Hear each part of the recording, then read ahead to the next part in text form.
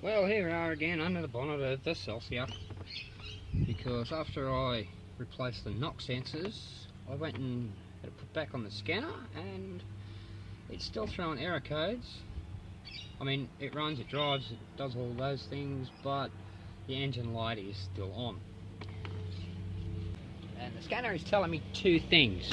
Number one, throttle position sensor's dead, and the coolant temp sensor is dead. Now, when we first put it on, okay, coolant temp sensor, guess what?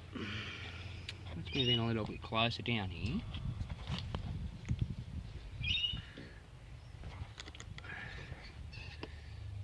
There's 1, 2, 3.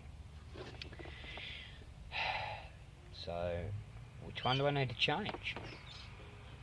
Well, after a bit of research, I found out that, well, on the later models, this one here is not even there. This one goes to the temp gauge on the dash. This one tells the ECU what's going on. So, it's this one we need to change. Already bought the new part. Now we need to get this one out without breaking anything. Put the new one in. And I also have a replacement throttle position sensor. Just need to bolt that in and see if we can get that engine light to go away. Well, getting the plug off was, well, easier yet harder than expected. It came off okay, but not without breaking it. The thing about plastic is it doesn't like being heated and cooled and heated and cooled and heated and cooled a billion times. It starts to get brittle, and then you have that happen. So to fix that problem, I'm not going to actually fix that. What I'm going to do is, before I put this on, and yes, that plugs into there, good. So what I'm going to do is just put a little smear of elastic somewhere around here, so that when I push it on, it'll stick on. Yeah, it'll make it difficult the next time it needs to come off, but hopefully that's not my problem. There's a couple of other plugs that I had to remove. Where to go? That one there. You can see that's been taped up because the plug, again, well, it's kind of shattered. So again, I'm just going to elastic that on, and I'm also going to rewrap that, I hope, in the hope that nothing gets in there, because these are supposed to be waterproof. Now fortunately, because like you can see how far down that is, getting a spanner onto that is going to be, I'm not going to say almost impossible, it's going to be impossible. Fortunately, the way the plug is designed on the back of the sensor itself, 19mm socket slips straight over it. Bonus, that's going to make it a lot easier to get that old sensor out. I've already sprayed it with some penetrating oil. Let's see if we can undo it without breaking anything. There it goes. Well, that was easier than I thought. Now the downside here is, as soon as I take this out, I'm going to end up with coolant coming out everywhere. So I've taken off the, I've basically opened up the system. Now, this is going to be quick, because I'm going to have to, as I said, pull this one out. Coolant's going to go bleh everywhere. Hopefully not too much. Here, it's coming out already. And I'm going to do this without the socket, I hope. Here we go. Coolant coming out. There we go.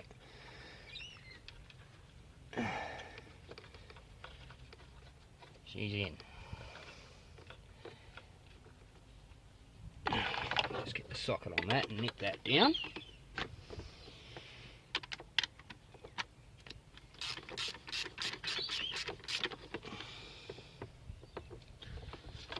go. Now I'll go and get that elastic I discussed earlier to put back on that plug.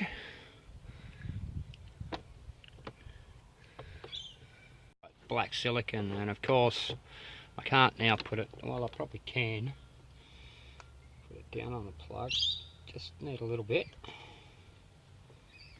that'll be plenty. Pop that back on there.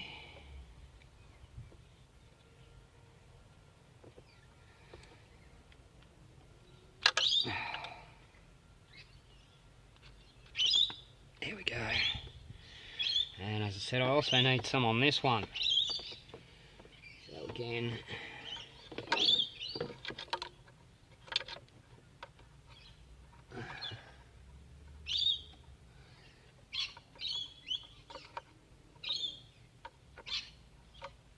I'll get on there.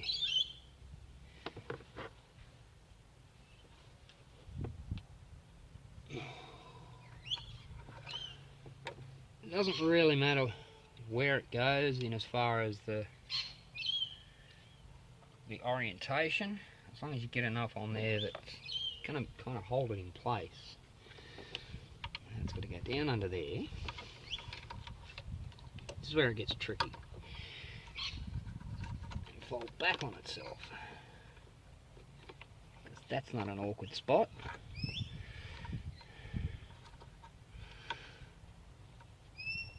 There we go. That's on. Now, instead of the 3/4 inch tape I had on it before, I'm going to use the wide 2-inch tape.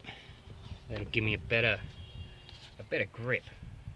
And I won't have to wind it around 400 times. Now what, this would be a lot easier if this bracket wasn't there. I got the bracket off. I'm just going to wipe it down with some wax and grease remover just to give that tape a fighting chance of at least trying to stick to it. Now, you're probably looking at that saying, oh, there's a lot of black on that still. That's the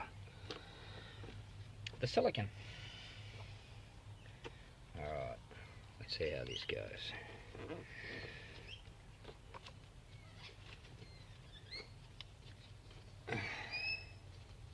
Still not easy because this cable feeds back on itself.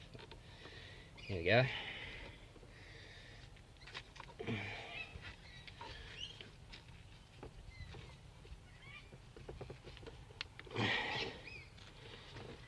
Pull it tight. That should be enough. The whole plug's encased. Right, now put it back together. Okay, on to the next bit. Now, 2 Phillips head screws hold it in, so that's about the only thing that's going to get in there.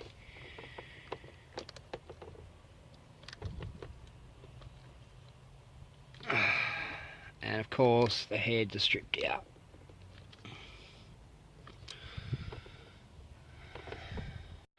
Alright, because it's got pipes and everything, hoses and everything here in front of it, and not to mention a fuel diaphragm, kind of hard to get to, so I'm using a super long Phillips, but I'm still going in on an angle.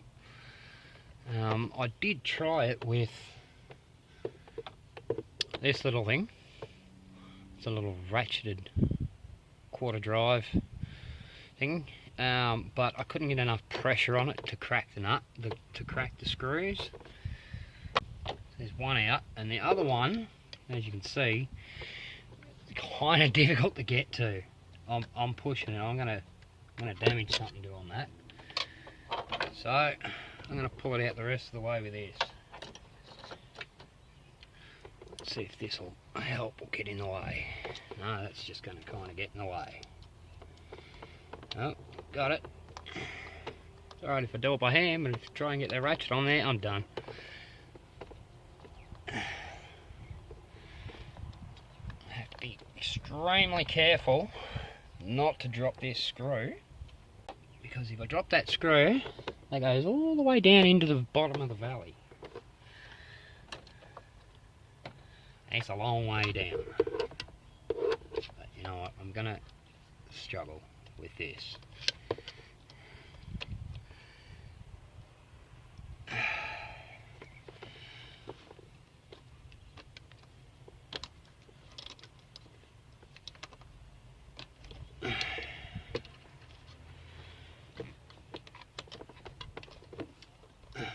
That hose wasn't in the way, we'd kind of be okay, but not entirely. Well, there we go, I got it. And I've lost the screw. There it is, right there, I got it. Oh, that was lucky. Simple. Pure and simple luck. Skill had nothing to do with that. Okay, we undo the clip, pull that one out. When fitting these, you'll notice there's two prongs here. Bring it down in close so we can see that. See these two prongs here? Well, on the sensor, there's these two landings. They need to go on the top side, so on this side. When I pull the throttle, you can see which way those prongs have got to go. So these landings need to go behind them. So the best way to do it is to kind of load it downward, because it's got to tilt back. Go as far as you can. Then just rotate it. I can't actually feel that hitting. Maybe because that's just too light.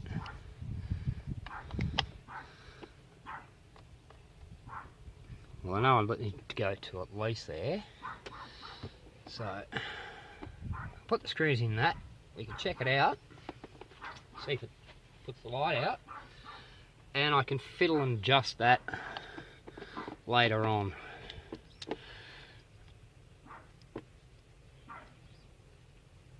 You thought getting the screws out was going to be difficult. Putting them back in is going to be even worse.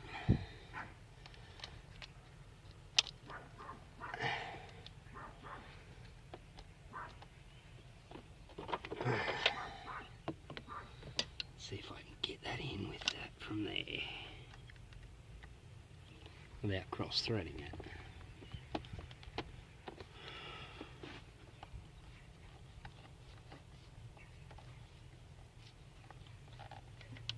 Oh, that's a bit.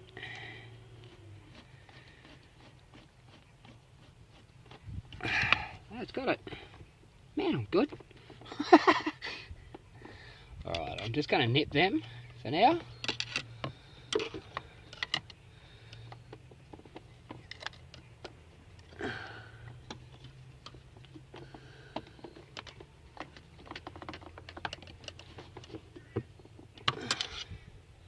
And then I can play around with it later. Now, once upon a time, you wouldn't have to do this on, well, any car, but now you have to do it on every car. Mechanical work's done, but now we've got to do the electronic work. So, looking here, turn that off for a sec, you can see that the third fuse along is EFI. Fortunately, because everything else is in Japanese, so third fuse along would be that one. So what we need to do is pull that fuse,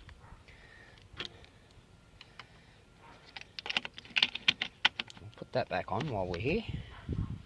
I'll sort that out later. Then go around here, keys, and we turn it on. Turn it off.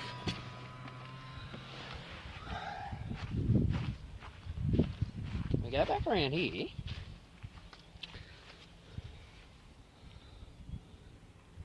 And we put that fuse back in. This is a lot quicker with two people, because you can have one standing here pulling the fuse out and the other one turning the key on and off. Now we're going to get everything off the engine bay.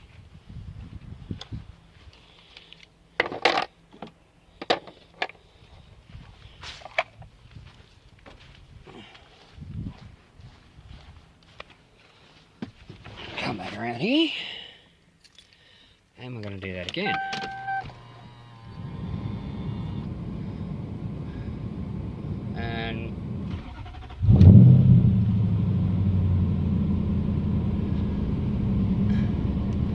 And the engine light's still on. So we're going to try that again.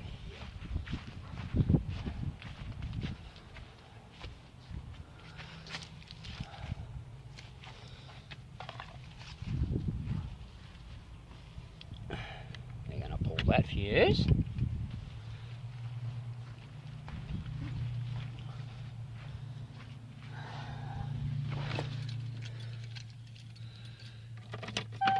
Turn that on. There's no engine light on. That's interesting.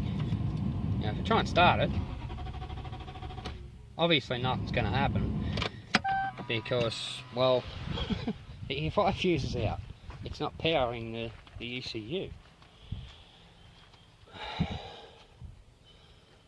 Pop that back in. Let's try that again.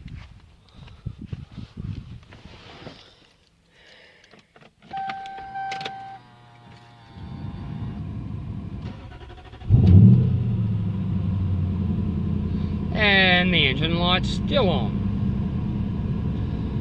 Okay, this needs further investigation, but I'm going to wrap this one up here and keep looking. Now that footage you just saw, that was all filmed in October last year, and the epic continues to this day. Soon after that, my battery started dying. So I'm thinking, okay, is this a battery or an alternator problem? Here's the tip of the week. To eliminate one or the other, if your battery's going flat, you want to figure out whether it's the battery or alternator. Now, having said that, it could be anything in between. It could be the wiring, it could be anything. But a quick elimination check, just to make sure, is start your car. If you disconnect the battery terminal and the car dies, the engine dies, more than likely it's the alternator. If it doesn't, chances are it's the battery. So anyway, I pulled the alternator out of the car, took it to a local auto electrician. He looked at it and he said, this is basically scrap metal, it's junk, it's used, but no fixing it. He looked one up for me. It's going to cost $450 for a replacement. I thought, it seems a bit excessive. So I had a look online and actually found a genuine Bosch unit for $250. So I thought, yeah, guess what I'm doing. So got that, put it in, everything fine. I actually replaced the battery at the same time anyway because it was getting a bit old. And about a month ago, I just got sick of seeing the orange light on, so I just took it back to the guy where I bought it. He has the scanner and all the tools and experience with those particular cars, and I said, just make it go away, just make that orange light go away, I'm sick of seeing it. Because with the engine light on, as most people know, an engine light will put the engine into a default mode, so you're not getting the full potential of the motor. So I've never driven the car at full power, which after 2 years, okay, that's getting a bit annoying, because my Avalon here is actually quicker than the Celsior. That's only a V6. Celsius is a V8. What's going on there? So anyway, he still has the car. He's going through a couple of issues himself, so I've got to get back onto him, find out what exactly is going on, because he is taking a bit long. And the biggest issue with that is just the registration fees and on-road fees for that car here in Queensland is somewhere around $100 a month. When you break it down, it's about $1,160 a year just for the registration. So yeah, like I said, $100 a month. That's a lot of money for a car that's just sitting around doing nothing. So I'm going to wrap this one up there. Thanks for watching. Hit that like button, leave a comment, definitely hit that subscribe button, and I'll see you on the next one.